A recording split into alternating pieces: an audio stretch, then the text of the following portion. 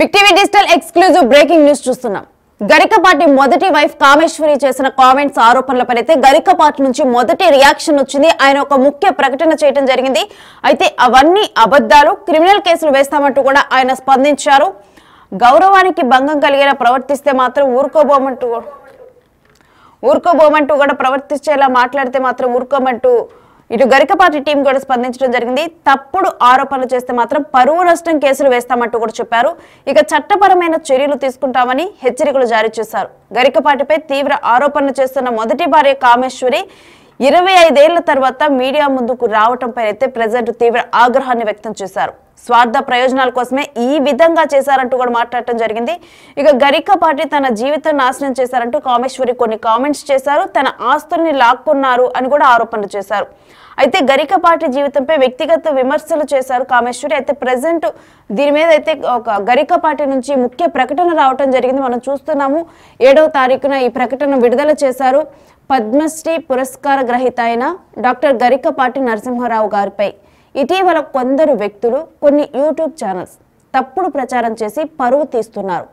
ఈ దుష్ప్రచారం వారి కుటుంబ సభ్యులను, అభిమానులను చాలా కలత పెడుతోంది. వారు చేసిన ఆరోపణలన్నీ నిరాధారం, సత్య దూరం. అలానే కొన్ని వేరు సంఘటనలో గురువు గారు ఎవరికెవరికో చెప్పారు, క్షమాపణలు కూడా చెప్పారని, వారి గౌరవానికి భంగం కలిగే విధంగా ప్రచారం చేస్తున్నారు. అంతటితో ఆగకుండా వారి పారితోషికాలు, ఆస్తుల విషయంలో కూడా నిరాధార అసత్య ప్రచారం జరుగుతుంది. వీటన్నిటినీ మేము తీవ్రంగా ఖండిస్తున్నాం.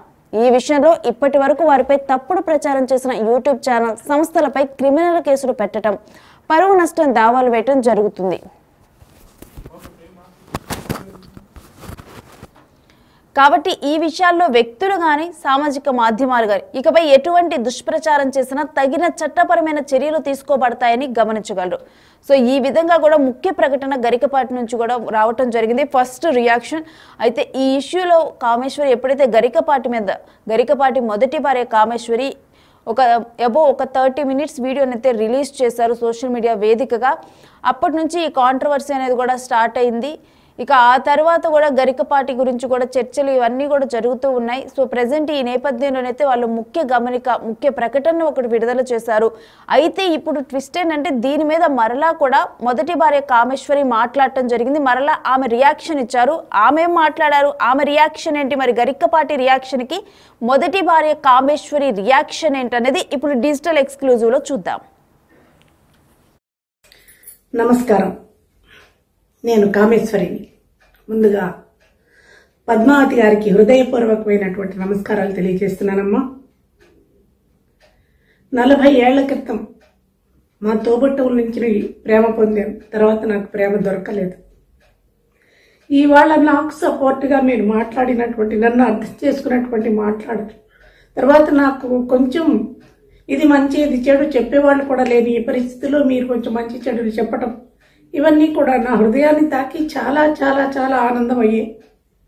ఈ ప్రేమతో దుఃఖం వస్తుంది. ఇప్పటికి 4 వీడియోలు నేను చేస్తున్నాను, డిలీట్ చేస్తున్నాను, మాట్లాడడానికి రావట్లేదు.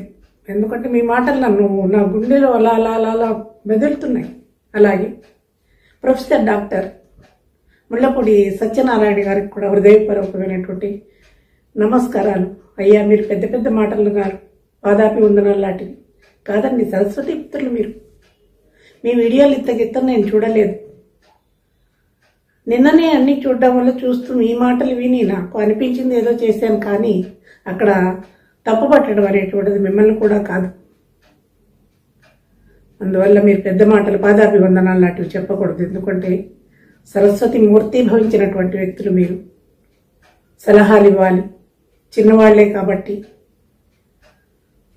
ఆశీర్వదించమని నేను అడగడం లేదు.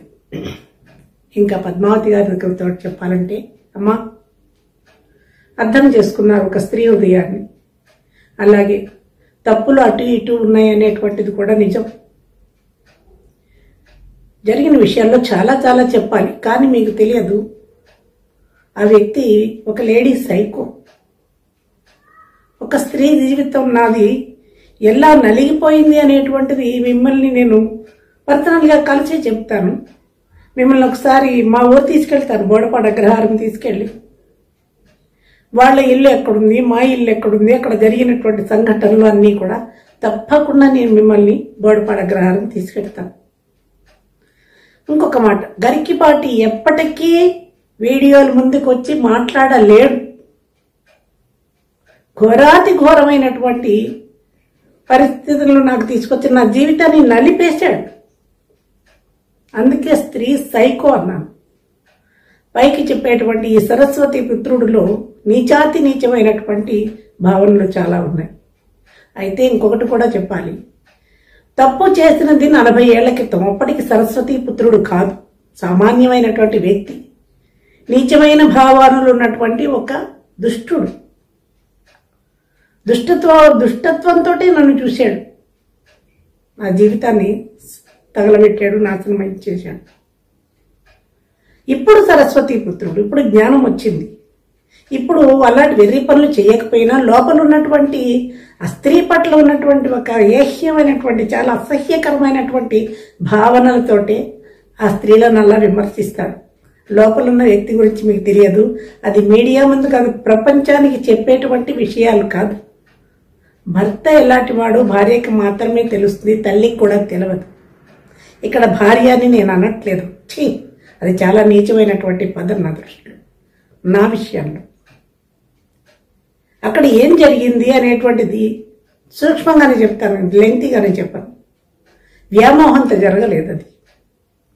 రావణాసురుడు సీతను ఎత్తుకెళ్ళాడు, తీసుకెళ్ళి రాక్షస స్త్రీలని కాపలా పెట్టాడు. ఎందుకు ఆమెను మనసును మార్చండి అని. సీతాదేవి అక్కడి నుంచి ఎక్కడికి పారిపోతుందండి? ఎక్కడికి తీసుకొచ్చాడో తెలియదు. ఎలా పెడుతుంది సీత? ఎక్కడికి పెడుతుంది? చుట్టూ రాక్షసులు ఉన్నారు కదా. నా పరిస్థితి అదే అయ్యింది. మీకు నిజాలు చెప్తున్నాను నేను. వరంగల్ జిల్లా నర్సంపేట తాలూకా ఖానాపురం నేతాజీ గురుకుల విద్యాలయం, ఇప్పటికీ అది రన్నింగ్. ఎవరికైనా డౌట్ ఉంటే వెళ్ళి చూడొచ్చు. అక్కడ పొలాల మధ్యలో స్నేహితులతో కలిసి ఈ దుష్టుడు ఒక స్కూల్ పెట్టాడు. ఇదే నేతాజీ గురుకుల విద్యాలయం. స్కూల్ రన్ చేస్తుంటే నాకు చిన్నప్పటి నుంచి ఇవి మా 18 పురాణాలు చదివేయడం చాలా గౌరవంగా ఉండేదాన్ని. గౌరవంగా మాట్లాడేదాన్ని, ఏమయ్యా ఏంటి అంటూ మాట్లాడేదాన్ని. వీళ్ళన్న చాలా అందమైనటువంటి వాడు, మా మామగారు చాలా అందమైనటువంటి వాడు. మా అత్తగారి రూపమే ఈ గరికిపాటికి వచ్చింది. ఆయనతో నా వివాహం అయింది, కానీ కుటుంబాల మధ్య విభేదాల వల్ల పెళ్ళైన 3వ రోజు నుంచే నన్ను పుట్టింటికి వెళ్ళనివ్వలేదు. మా ఇద్దరి మధ్య ఎప్పుడైనా గొడవ వస్తే మీ నాన్నది మా నాన్నదే అనుకోవడమే తప్పితే మా ఇద్దరి మధ్య గొడవలు లేవు. ఎందుకంటే మాది అన్యోన్యమైనటువంటి దాంపత్యం, మంచి జీవితం నాది. చాలా ఇష్టం ఉండేది. అందరూ మీ ఇద్దరిని చూసి చక్కటి జంటను ముచ్చటపడేటువంటి వాడు. అప్పటి నుంచి దుష్టమైనటువంటి కన్ను వేశాడు ఈ దరిద్రుడు. నేను ఖాళీగా ఉన్నాడు, ఉద్యోగం లేకుండా, మీ అన్న ఉద్యోగం ఇచ్చి చూడబోయా, నువ్వు స్కూల్ పెట్టావు కదా అని నా కర్మ కాలి అడిగాను. ఉద్యోగం ఇప్పిస్తానని తీసుకెళ్ళినటువంటి ఈ మనిషి అదే సమయానికి ఒక 4 రోజులు ఉద్యోగం చేస్తూ ఉండగా వీళ్ళన్నకి ఉద్యోగం విశాఖపట్నంలో వస్తే జాయిన్ అవ్వడానికి పెడుతుంటే నేను కూడా పెడతాను, నేను ఇక్కడ ఉండను, వస్తానని ఆ మనిషిని పట్టుకుని ఏడిస్తే ఈ దుష్ట నీచాతి నీచుడు ఏమన్నాడు, ఇద్దరు ఒకసారి వెళ్ళిపోతే ఇక్కడ టీచర్లు తక్కువ అవుతారు, అది 5వ క్లాస్ ఉన్నటువంటి చిన్న స్కూలు, నా అవసరం లేదు. కానీ అన్నకి మాయ మాటలు చెప్పి నేను వారం రోజులు ఒక 10 రోజుల్లో చూసి నేను పంపిస్తాను, నువ్వు ఉంచు అంటే వేరే క్యాస్ట్ వాళ్ళైతే గుంజి లెంపమీ కొట్టి నా పెళ్ళం ఇక్కడ ఎందుకు ఉంటుందిరా అని పట్టుకెడతారండి. మేము బ్రాహ్మణం కదా. అటువంటి అది ఆ పొగరనండి, లేకపోతే ఆ ధైర్యం కానంటే అది లేదు. ఆ ధైర్యమైనటువంటి ఆలోచనలు వాళ్ళకి రావు. బ్రాహ్మడు తెలివైన వాడు కానీ భయిస్తుంది. పైగా ఈ అన్నగారికి తమ్ముడు పట్ల అపారమైనటువంటి నమ్మకం. తమ్ముడే కదా ఉన్నాడు వాడు, నీకెందుకు భయం, ఈ అడవి అయినా పర్వాలేదులే అని నాకు నచ్చ చెప్పి నన్ను వదిలేసి వెళ్ళిపోయాడు. కానీ కూడా తీసుకెళ్తే ఇంత బాధ ఉండకపోను. కానీ నా కర్మ అది కూడా. ఇప్పుడు సత్యనారాయణ గారు మొదలప్పుడు సత్యనారాయణ గారు చెప్పారు చూసారా, గత జన్మవేవో ఉంటాయి, ఆ కర్మలే నడిపిస్తాయి. ఈయన వెళ్ళిన 2వ రోజు నుంచే వీడు ప్రవచనాలు మొదలెట్టాడు నా దగ్గర. నేను తల్లితో సమానం ఏం మాట్లాడుతున్నామంటే అక్కడ జరిగిన వెర్షన్స్ ని పద్మావతి గారు పర్సనల్ గా చెప్తాను, వీడియోలో చెప్పలేదు. అక్కడ వ్యామోహంతో కూడినటువంటిది కాదు. ఎందుకు ఏం జరిగింది అనేది తర్వాత చెప్తాను. గతం అయిపోయిందండి. పాపమో పుణ్యమో, క్రితం జన్మ పాపాన్ని నేను కూడా అనుభవించబట్టే కదా ఈ జీవితం ఇలా అయింది. లేకపోతే ఆ మనిషితో ధర్మంగానే బతికి హాయిగా నాకు పెళ్ళిళ్ళు, పూజలు, నోములు, వ్రతాలు ఇష్టం, మనస్ఫూర్తిగా ఇష్టం, అన్నింటినీ కోల్పోయాను. నా కర్మ, వీడి పాల్పడ్డా. కానీ నా జీవితం చివరి వరకు నన్ను నలిపేసాడండి. ఒక స్త్రీని హీనంగా నన్ను ట్రీట్ చేశాడు. ఇది కూడా నేను వీడియో ముందు చెప్పలేను. మీరు మీ నంబర్ ఇచ్చో ఎక్కడున్నారో చెప్తే నేను మీకు పర్సనల్గా చెప్తాను. అప్పుడు గరికపాటి నిజస్వరూపం మీకు అర్థమవుతుంది. ఆయన వీడియో ముందుకి జీవితంలో రాడండి. నా ఎదురుగా కూర్చుని నేను చెయ్యలేదని చెప్పమానండి. ఆయన చేసిన దుష్ట చర్యలన్నీ నేను బిట్టు నేను రెడీగా ఉన్నాను. అంత నేను నిజాయితీగా ఉండి ధర్మంగా ఉండబట్టే ఇవాళ భగవంతుడు నాకు ఇల్లు ఇచ్చాడు, నాకు ఉద్యోగం ఇచ్చాడు, నా చుట్టూ మంచి సర్కిల్ ఇచ్చాడు. భగవంతుడి బ్లెస్సింగ్స్ నా పట్ల ఉన్నాయి. ఆధ్యాత్మికమైన జీవితంలోనే వెడుగుతున్నాను. ఇప్పటికీ నాలో కాముకత్వం లేదు. అటువంటిదే ఉంటే నేను ఎప్పుడో నాశనం అయిపోదునండి. నేను ఇప్పుడు కూడా వీడియోలు చూడట్లేదు, నేను కామెంట్లు చూడట్లేదు. ఎందుకంటే నేను హర్ట్ అవుతాను. నేను సుఖంగా బతకాలనుకుంటున్నాను.